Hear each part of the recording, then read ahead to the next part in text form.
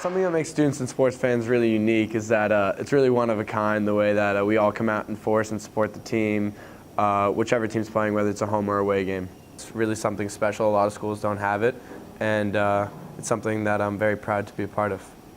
I think it's a big part of who we are. I mean, whenever there are big games for all of our big teams like soccer, football, and lacrosse, we really make an effort to go out there and support our teams, and the athletes, they're just huge role models for the rest of the students.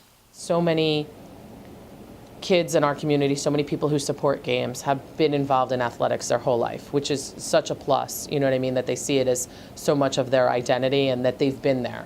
You know, even if they don't play on the varsity ice hockey team at this point, so many kids have played ice hockey at some point in their childhood, even more so with like soccer or Little League. Like, kids have been a part of it, and they really can relate to the kids who are on the field and the highs and the lows of it.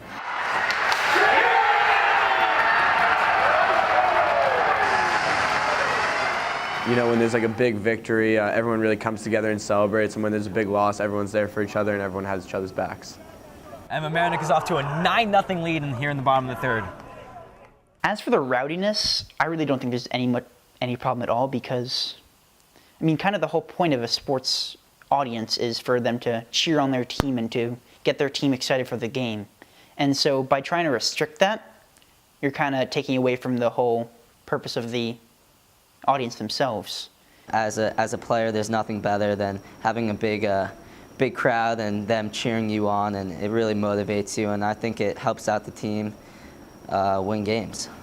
At times, it can be really good, and at times it can be really challenging to supervise. And some of the things that are yelled at professional games are inappropriate.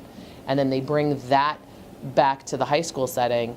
The last thing they need to hear is some group of fans from the stands putting them down. They already feel bad enough if they made a mistake.